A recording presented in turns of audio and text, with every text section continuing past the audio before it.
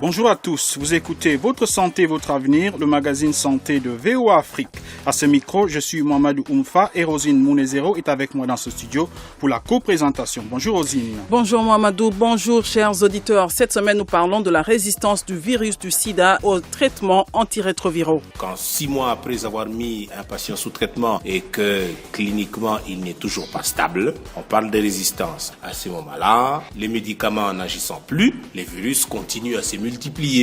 Comme nous le verrons dans cette édition, la résistance du VIH aux antirétroviraux est parfois due à la mauvaise observance du traitement, elle-même liée aux difficultés économiques et sociales des malades. Le problème de nutrition ou le problème d'alimentation aussi est un réel problème pour les personnes vivant avec le VIH. Si les personnes prennent les traitements et qu'ils ne s'alimentent pas correctement, son état sanitaire ne va pas s'améliorer. Pourquoi le VIH devient parfois résistant au traitement? Que faire en pareille situation? Comment éviter d'en arriver là? Les réponses, c'est dans la suite de ce programme. Mais pour commencer, voici l'actualité. Coup d'œil sur l'actualité. L'actualité santé, c'est avec Firmin Koyaoueda. Bonjour Firmin. Bonjour Rosine. Commençons par le VIH-Sida en Afrique du Sud, le pays le plus touché au monde par l'épidémie. Là-bas, l'on signale des projets originaux pour lutter contre la stigmatisation des malades. Tout à fait, Rosine. En Afrique du Sud, l'une des causes de maintien de l'épidémie à un haut niveau est que certaines catégories de personnes à risque répugnent toujours à se présenter dans des centres de santé publique pour un dépistage par peur d'être stigmatisées. C'est pourquoi les autorités sanitaires ont fait le pari de l'autodépistage et des distributeurs automatiques de médicaments. Parlons d'abord de l'autodépistage. Il y a par exemple l'ONG United qui propose des tests d'autodépistage aux portes d'un supermarché du quartier pauvre de Hillbrow au centre de Johannesburg. Isolés du regard des autres dans des tentes, les passants remplissent une simple fiche en échange d'un test gratuit qu'ils pourront ensuite utiliser eux-mêmes sur place ou à leur domicile. Et on révèle que s'ils sont séropositifs, ils pourront aussi obtenir des médicaments sans avoir à affronter les regards des personnels sanitaires. Effectivement, il y a par exemple l'association à but non lucratif Right ePharmacy qui vient de lancer une autre nouveauté. Les malades du Township d'Alexandra peuvent désormais retirer leur traitement en toute discrétion dans un distributeur automatique semblable à ceux des banques. C'est le tout premier de ce type de service sur le continent africain. Grâce à une carte, un code et la confirmation d'un pharmacien via une liaison vidéo, les patients peuvent venir retirer leur trithérapie en moins de 5 minutes. Pour de nombreux malades, au-delà de la discrétion, ces distributeurs automatiques facilitent l'accès aux médicaments en évitant de longues heures d'attente dans les hôpitaux. Très intéressant en effet. Parlons maintenant de la tuberculose dont la journée mondiale a été célébrée le 24 mars dernier. Oui, Rosine, comme chaque année, le 24 mars est l'occasion de faire mieux connaître au grand public les terribles conséquences sanitaires, sociales et économiques de cette maladie. C'est aussi le moment de plaider pour que de plus grands efforts soient consentis afin de mettre fin à l'épidémie mondiale de tuberculose. Rappelons que cette date ne doit rien au hasard. C'est le 24 mars 1882 que le docteur Robert Koch a annoncé avoir découvert le bacille responsable de la tuberculose. C'est pourquoi cette date est retenue pour la journée mondiale de cette maladie qui provoque encore environ 4500 décès chaque jour selon l'Organisation mondiale de la santé. Effectivement, Firmin, des progrès dans la lutte contre la tuberculose ont été réalisés au cours des dernières décennies, mais cette maladie reste la principale cause infectieuse de mortalité dans le monde. En effet, en 2017, l'OMS a notifié 10,4 millions de cas de tuberculose et en 2016, la tuberculose a entraîné 1,8 million de décès dans le monde. 7 pays totalisent plus de la moitié des cas, parmi lesquels 2 pays africains, le Nigeria et l'Afrique du Sud. Signalons que la tuberculose représente le premier facteur de mortalité chez les personnes vivant avec le VIH-Sida. Les spécialistes notent aussi que l'apparition des formes multirésistantes de tuberculose représente une forte menace et pourrait remettre en cause les avancées obtenues dans la lutte contre la maladie. Cependant, mettre un terme à l'épidémie d'ici 2030 demeure l'un des objectifs de développement durable adoptés en 2015 par les pays membres de l'ONU. Vous suivez Votre santé, votre avenir sur VOA Afrique. Terminons cette page d'actualité santé par l'épidémie de l'hystériose qui sévit en Afrique du Sud depuis le début de l'année 2017. Des victimes ont décidé de porter plainte. En effet, Rosine, elles ont déposé le 29 mars dernier devant un tribunal de Johannesburg une plainte en nom collectif contre Tiger Brands. Tiger Brands est le groupe agroalimentaire propriétaire de la compagnie Entreprise Food qui est accusé d'avoir fabriqué des saucisses à l'origine de la contamination. L'avocat Richard Spohr a indiqué qu'il s'agit là de la première étape d'une procédure visant à établir la responsabilité du groupe alimentaire. Rappelons que le 3 mars, le gouvernement sud-africain avait clairement indexé Entreprise Food. Par ailleurs, plusieurs pays d'Afrique australe ont suspendu partiellement leur importation de viande prête à consommer provenant de l'Afrique du Sud. Et qu'en est-il exactement de l'épidémie ? Selon le bilan le plus récent, à la date du 29 mars 2018, un total de 948 cas de listériose ont été diagnostiqués en Afrique du Sud. Et la maladie a déjà provoqué la mort d'au moins 183 personnes. Un premier cas de la maladie a aussi été confirmé en Namibie, pays frontalier de l'Afrique du Sud. Pour rappel, la listériose est causée par des bactéries présentes dans le sol, l'eau, la végétation et les excréments d'animaux. Elles peuvent contaminer la nourriture, notamment la viande, les produits laitiers et les produits de la mer. Les personnes les plus vulnérables sont notamment les prématurés et les femmes enceintes. Merci Firmin.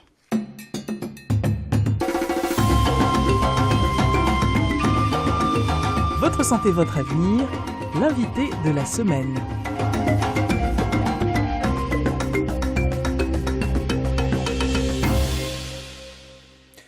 Comme nous vous l'annoncions au début de ce programme, cette semaine, nous parlons de la résistance du virus du sida au traitement antirétroviraux ARV en sigle. Le VIH est un virus complexe capable de s'adapter et de muter rapidement.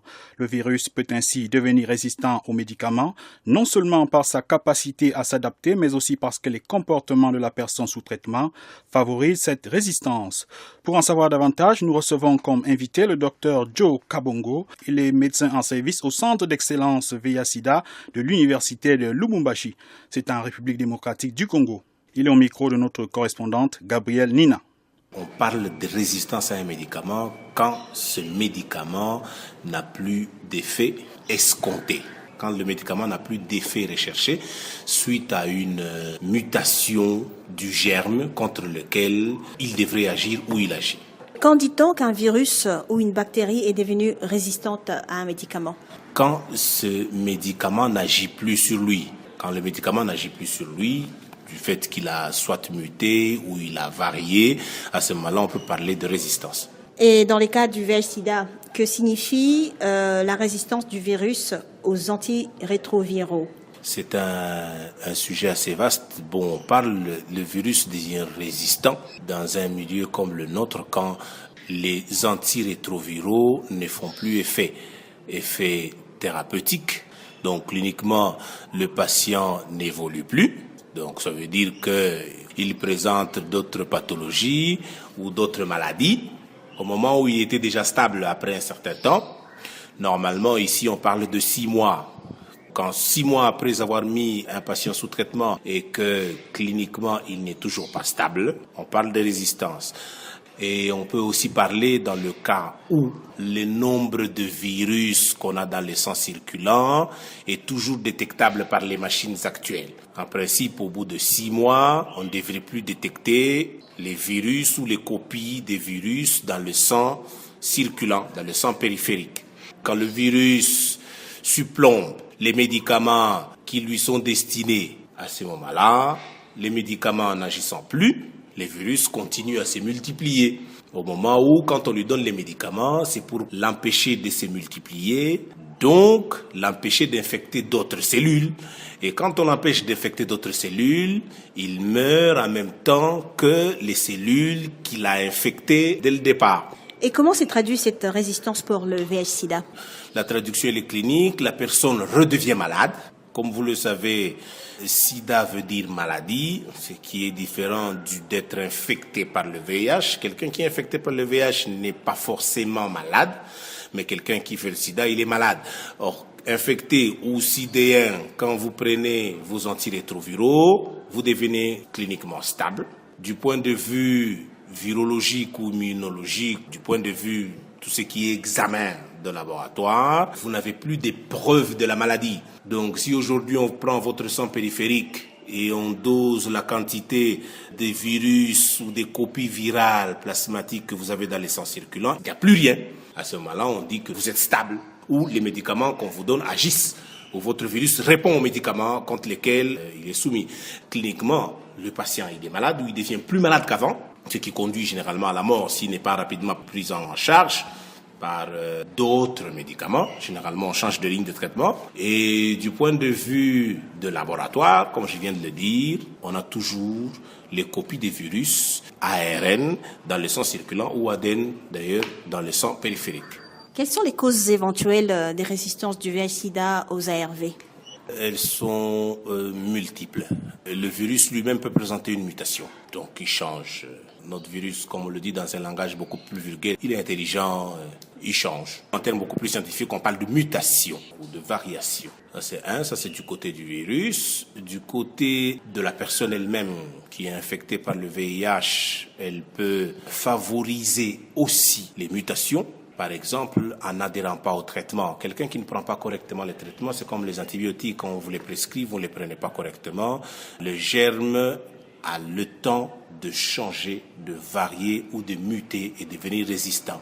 Quand vous prenez les médicaments sans respecter les heures de prise, actuellement les prises des médicaments sont plus simples. On prend un seul comprimé aux mêmes heures. Quand vous ne prenez pas aux mêmes heures, vous favorisez cette mutation, donc cette résistance des virus. Il y a aussi la surinfection. Ce n'est pas parce que vous êtes infecté par le VIH que vous ne pouvez plus vous infecter. Vous pouvez aussi vous réinfecter en adoptant des comportements, notamment sexuels, irresponsables. Vous pouvez attraper d'autres virus. Vous y allez sans préservatif, par exemple. Et quand vous ajoutez d'autres virus sur ceux que vous avez déjà, votre virus, ça peut favoriser une mutation, donc une résistance. Comment la personne vivant avec le VIH/SIDA peut savoir que son traitement subit des résistances? Quels sont les signes? Généralement, il y a un échec clinique. Il échoue au traitement de manière clinique, donc la personne redevient malade. Ça veut dire, en termes beaucoup plus compréhensibles, la personne refait ce qu'on appelle les infections opportunistes. Tuberculose, les méningites, les diarrhées. Donc, en principe, au bout de 6 mois de traitement, une personne doit redevenir stable. Mais si au bout de 6 mois de traitement, pour des raisons que je viens d'évoquer, une personne refait ce qu'on appelle les infections opportunistes, donc ce sont des pathologies qui profitent de la baisse de l'immunité de la personne, donc de l'effet même du VIH sur le corps humain, à ce moment-là, la personne ou le personnel médical face à ce malade dit que celui-là, il a développé son virus ou ce virus vient de développer une résistance et qui a provoqué un échec thérapeutique. Comment faire lorsque le VIH/SIDA est devenu résistant aux ARV? Dans notre pays, nous avons 2 lignes de traitement. En principe, qu'est-ce qu'on fait d'habitude face à ce genre de patients quand une personne présente un échec lié à une résistance virale? Comme nous avons des moyens très limités, ailleurs on fait des tests de résistance, ici on ne les fait pas. Donc nous avons beaucoup plus la clinique, ce que le malade présente comme pathologie. De 2, nous pouvons faire la charge virale et nous pouvons compter les CD4 qui sont les cellules de défense. Donc, on définit un échec thérapeutique, premièrement en posant le diagnostic des infections opportunistes, je viens d'en parler tout à l'heure, ça peut être tuberculose, ça peut être méningite, ça peut être ceci, ça peut être un cancer lié au VIH. On dose la charge virale, donc les copies des virus dans le sang périphérique, ou on peut encore doser le nombre de cellules de défense de l'organisme. Parce qu'en principe, ce qui est logique, c'est qu'après un certain temps, les cellules de défense augmentent. C'est ce qui est logique quand vous prenez correctement vos médicaments. Mais pour des raisons que je viens d'évoquer, les cellules de défense diminuent. Quand les cellules de défense diminuent, on commence à parler de résistance. Alors, dans l'un ou l'autre cas, on pose ce diagnostic de résistance, on change de ligne de traitement. Alors, si quelqu'un avait la première ligne de traitement, on lui donne la deuxième ligne de traitement. C'est encore un problème chez nous, dans les pays à ressources illimitées. Quand quelqu'un malheureusement échoue à cette deuxième ligne de traitement, nous nous retrouvons en fin d'option thérapeutique. Mais sous d'autres cieux, ils ont plusieurs possibilités parce que ayant plusieurs molécules. Comment éviter que le VIH/SIDA ne devienne résistant aux ARV chez un patient? Nous avons d'abord cette sensibilisation thérapeutique. Donc en cours de traitement, on doit continuer à sensibiliser nos patients ou nos clients, leur demander de prendre aux mêmes heures leurs médicaments, de prendre chaque jour aux mêmes heures, j'insiste. Deuxièmement, de venir au contrôle régulier, donc de manière régulière. Comme ça, on peut savoir si le virus lui-même, il aurait muté pour une autre raison indépendante du patient, que nous prenions des dispositions. Et de 3, d'adopter un comportement responsable. J'ai eu à le dire, ce n'est pas parce qu'on est infecté aujourd'hui et qu'on prend les médicaments qu'on ne peut plus se réinfecter. Donc il y a des gens qui croient pouvoir infecter les autres parce qu'ils ont été infectés, mais ils vont puiser d'autres virus. Par ce comportement irresponsable, ils peuvent favoriser la mutation de leur propre virus et ainsi développer des résistances. Quel conseil pouvez-vous donner aux personnes vivant avec le VIH/SIDA à cet effet? Malgré l'infection, si on prend correctement ces médicaments chaque jour aux mêmes heures, en adoptant un bon comportement, se nourrissant convenablement, en ayant un carnet médical bien rempli et respectant tous ces rendez-vous et en suivant méticuleusement les conseils donnés par son médecin. Nous remercions le docteur Joe Kabongo qui était au micro de notre correspondante Gabrielle Nina. Quelqu'un l'a vécu. Voici son témoignage. Le virus du sida a une espérance de vie de quelques heures dans le corps humain et tout ce qu'il va faire pendant cette période, c'est de se reproduire. Le rôle des médicaments est d'empêcher le virus de se multiplier de telle sorte qu'il meurt, donc sans s'être reproduit. Ainsi, la quantité du virus va diminuer jusqu'à devenir indétectable. Mais pour cela, comme nous l'a expliqué notre invité, le patient doit être dépisté tôt et prendre normalement son traitement, ce qui n'est pas toujours évident. Quelques difficultés d'ordre socio-économique s'opposent souvent pour les personnes vivant avec le VIH/SIDA. Voici les explications du Dr Maurice Fellow, chargé de prévention et de plaidoyer au sein de l'Union congolaise des organisations des personnes vivant avec le VIH/SIDA, UCOP+, en sigle. Il est au micro de notre correspondante, Béro Matanda. ICOP+, c'est l'Union congolaise des organisations des personnes vivant avec VIH. C'est une ASBEL des droits congolais qui s'occupe des problèmes des personnes vivant avec le VIH. Et ICOP+ a reçu les mandats des ministères de la Santé publique pour coordonner toutes les activités des personnes vivant avec le VIH à travers la RDC, sans discrimination aucune, pour être la première barrière entre le VIH et la communauté. Docteur, avez-vous dans votre association des patients qui ont des soucis avec leur traitement antirétroviraux? Il y a des patients qui ont des soucis avec les traitements. Les soucis sont nombreux, mais je vais quand même résumer quelques-uns. Premièrement, c'est les soucis en lien avec les effets secondaires du traitement. Il y a des patients qui ne tolèrent pas ces effets secondaires. Il y a aussi un problème de nutrition. Et surtout, nous sommes un pays en voie de développement, avec tout ce que les gens doivent fournir comme effort pour trouver de quoi survivre à leurs besoins, et ajouter à ces problèmes aux médicaments qu'ils prennent, et s'il n'y a pas d'alimentation, ça pose problème. Donc le problème de nutrition ou le problème d'alimentation aussi est un réel problème pour les personnes vivant avec le VIH, hormis le problème des effets secondaires. Est-ce qu'il existe aussi dans votre association des cas de personnes dont le virus est devenu résistant au traitement?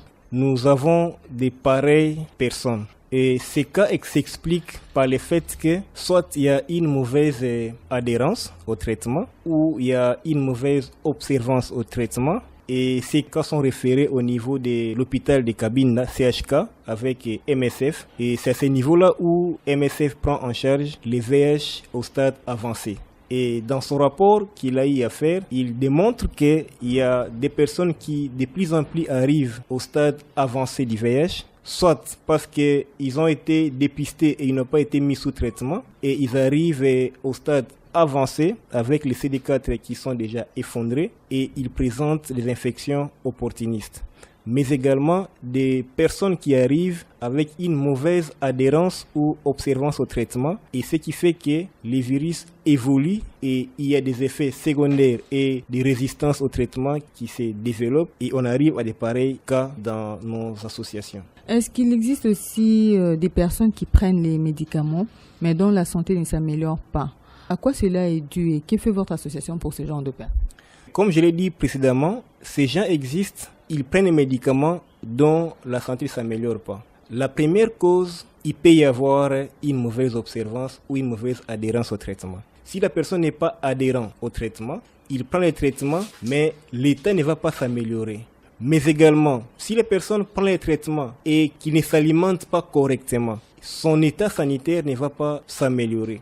Et de pareilles personnes, nous les référons généralement au niveau des CHK Cabinda chez MSF, où ils sont pris en charge au niveau du VIH avancé pour qu'ils soient pris en charge de cette façon-là. Donc c'est comme ça que nous essayons de référer toutes ces personnes. Et surtout, nous pouvons aussi parler de la stigmatisation. Vous savez que la stigmatisation dans les centres hospitaliers, au niveau de la communauté, et cette stigmatisation fait à ce que les patients puissent arrêter avec les traitements. Et lorsqu'ils arrêtent avec les traitements, vous voyez les conséquences qui s'en suivent. Donc, il ne peut pas avoir un état de santé qui ne s'améliore pas. Et on a toutes les conséquences avec l'apparition des infections opportunistes. Et si de pareils cas sont là, nous les référons au niveau des CHK Cabinda pour une prise en charge avec le VIH avancé. Quels sont selon vous les efforts à faire par les patients, les personnels soignants et le gouvernement pour améliorer les traitements de PVV?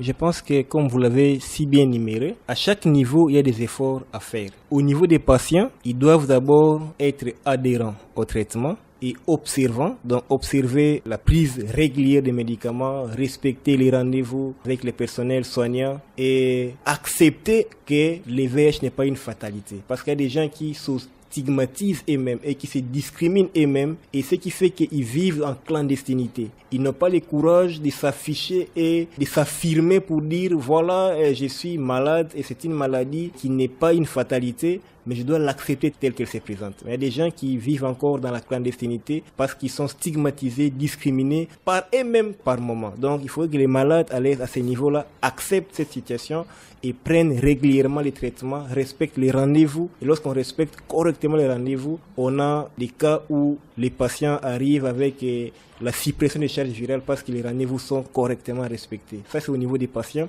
mais également au niveau des personnels soignants. Il faut que les personnels soignants aussi, à leur niveau, observent certains principes. Il faut que les personnels soignants cessent de discriminer et de stigmatiser les personnes vivant avec les VIH, mais également qu'ils prennent soin et qu'ils se mettent correctement à prendre en charge les personnes qui se présentent devant eux et faire le suivi clinique et biologique de ces malades qui se présentent pour garantir la bonne santé de ces personnes qui vivent avec les VIH. Au niveau du gouvernement, il faudrait que le gouvernement s'implique aussi. Et avec l'application de certaines lois qui sont déjà promulguées, notamment la loi protégeant les personnes vivant avec les VIH, il faut que cette loi soit appliquée correctement dans le sens où les personnes qui stigmatisent ou qui discriminent les autres soient traduites devant les instances judiciaires pour que ces pratiques cessent et que les personnes jouissent des droits comme toute autre personne, parce qu'être malade, être personne vivant avec les VIH ne veut pas dire que cette personne n'a pas de droits à jouir. Donc il a des droits à jouir comme tout le monde. Il faut que le gouvernement s'implique à ce niveau-là pour que de pareils cas soient punis. Mais aussi, il faut que le gouvernement s'investisse dans la prise en charge globale, dans l'aspect nutritionnel des malades qui n'ont pas de quoi survenir à leurs besoins, surtout sur les plans nutritionnels, qui s'impliquent pour que la santé des personnes vivant avec les VIH soit améliorée. Nous remercions le docteur Maurice Fellow pour son témoignage. Questions et commentaires, c'est maintenant. Chers auditeurs, un expert vous répond.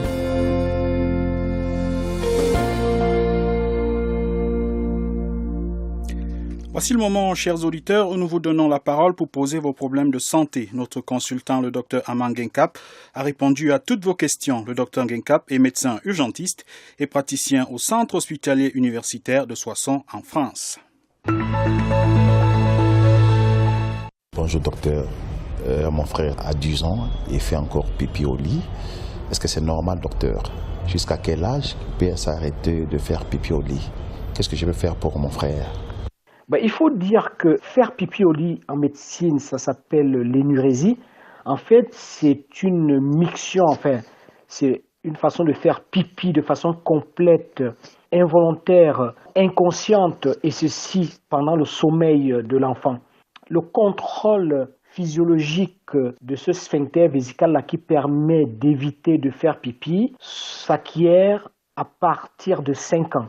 Donc, on va dire qu'un enfant souffre du fait de faire pipi au lit au-delà de l'âge de 5 ans. En dessous, c'est très difficile d'en parler parce qu'il y a des enfants qui vont être propres, comme on dit, la nuit très précocement, mais il y a d'autres qui vont être propres la nuit tardivement. Mais à partir de 5 ans, on peut constater que c'est une anomalie. Là aussi, on a 10 à 15% des enfants de 5 ans qui font encore pipi au lit et lorsqu'ils ont 8 ans, ce chiffre tombe à 6 à 8% et lorsqu'ils ont plus de 8 ans, à savoir 10 ans comme le frère de l'auditeur qui appelle, ce chiffre tombe entre 1 et 2%.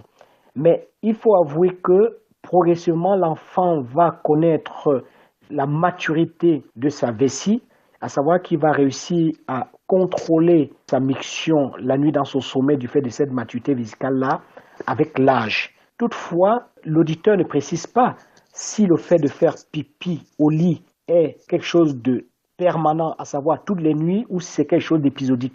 En général, lorsque l'enfant fait pipi au lit de façon permanente, là on est vraiment en présence d'une énurésie maladie, d'une immaturité vésicale qui va se manifester effectivement par des incontinences nocturnes toutes les nuits. Mais si cet acte-là survient de façon épisodique, de façon exceptionnelle, que l'enfant fait pipi au lit, là il faut aller chercher une autre cause. En général, les causes sont plutôt des causes d'ordre psychologique. Il y a peut-être un trouble psychologique dans la famille, il y a peut-être quelque chose qui bouleverse psychologiquement l'enfant. Et à ce niveau-là, on se retrouve en présence vraiment d'une énurésie qui est d'origine psychologique. Quoi qu'il en soit, le conseil que je peux donner à notre auditeur, dans un premier temps, c'est déjà le rassurer en disant que son frère ne continuera pas à faire pipi au lit. Au bout du compte, cette vessie-là connaîtra sa maturation et il fera de moins en moins pipi au lit. Mais il faudrait quand même qu'il amène son frère consulter un médecin afin qu'il puisse déterminer vraiment la cause. Si la cause est une cause maladie du fait d'une immaturité vésicale, il y a effectivement des traitements qui existent contre l'énurésie, médicament qu'on donne vraiment contre l'incontinence nocturne de l'enfant. Et c'est un médicament qui va accélérer la maturation vésicale. Par contre, si c'est d'ordre psychologique, bon, bien évidemment, il faut un suivi psychologique. Dans l'attente, les conseils que je peux donner à notre auditeur, c'est que dans un premier temps, le soir, il faut éviter de faire boire cet enfant-là dans les heures qui précèdent le fait qu'il va aller au lit. Et surtout, il faut absolument l'amener faire pipi avant qu'il ne se couche. Voilà les 2 mesures qui vont lui permettre d'éviter de faire pipi au lit en attendant une éventuelle consultation médicale pour préciser exactement la cause. Voilà ce que je pouvais dire à cet auditeur. Vous avez des questions ou des commentaires? Contactez-nous sur la page Facebook de VOA Afrique. Par ailleurs, regardez la version télé de ce programme qui sera diffusée sur cette page Facebook, sur le site web de VOA Afrique, voaafrique.com et sur nos télévisions partenaires.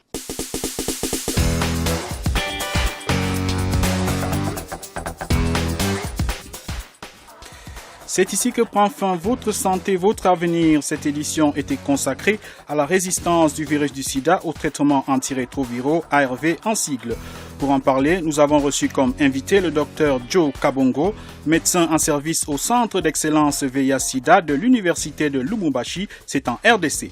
Il nous a expliqué pourquoi le virus résiste parfois aux médicaments et comment faire pour éviter les cas de résistance ou y faire face. Nous avons aussi écouté le docteur Maurice Fellow, responsable de la prévention et du plaidoyer au sein de l'Union congolaise des organisations de personnes vivant avec le VIH, ou COP+, en sigle. Il nous a parlé des problèmes rencontrés par certains patients dans le suivi de leur traitement. Nous leur disons merci. Nous remercions également Firmin Koyaoida qui était là avec nous pour vous présenter les événements qui font l'actualité santé. Merci à nos différents correspondants RDC, Gabriel Nina à Lubumbashi, Bero Matanda à Kinshasa et Erikas Mouissi à Beni qui ont aidé à la préparation de cette édition. Une édition réalisée avec le concours de Tchèque Thierry et de Carl Starling qui était à la console. À la présentation, c'était Rosine Mounezero et j'étais en compagnie de Mamadou Oumfa. Continuez à écouter VOA Afrique et n'oubliez surtout pas de prendre soin de votre santé car votre santé, c'est votre avenir. À très bientôt. C'était Votre santé, votre avenir, une production de VOA Afrique. Pour vos commentaires, vos questions ou vos témoignages, retrouvez-nous sur voaafrique.com ou sur notre page Facebook VOA Afrique.